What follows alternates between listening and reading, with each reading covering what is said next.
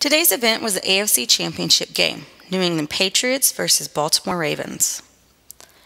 While watching the broadcasters from NFL Game Day first on the field, they gave insight on what they felt needed to be done by each team in order to get a victory to clinch their spot into the Super Bowl. The biggest point they made was that each team's defense would have to do all that they could to put a stop to the great quarterbacks they would be playing against. To keep the attention of the audience, the broadcasters gave some great statistics, along with being enthusiastic with each statement they made. Before kickoff, each broadcaster enjoyed making the predictions in who would win the game.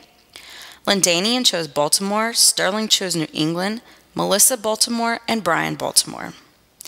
During the game, the stories that were talked about were the injuries that the Patriots had been dealt with in the first half, along with how the Patriots made a comeback before halftime.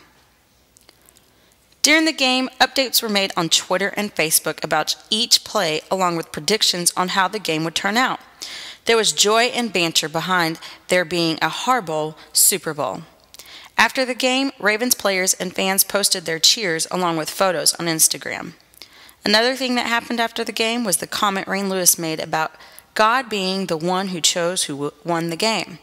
Stephen A. Smith and Skip Bayless covered this topic on First Take the next day.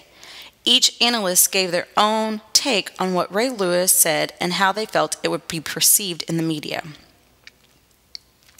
I feel the storylines that came before the game was good by covering some interesting facts, one being that Tom Brady has thrown the most interceptions against Baltimore, as well as keeping the audience engaged with their commentating. As for the way the coverage was done for the game, I would say that things have become a lot more involved in relaying information through technology due to the fact of constant updates from players, coaches, fans, and commentators on Facebook, Twitter, and around-the-clock ESPN. Things have come far from having to wait on reading the newspaper the next day.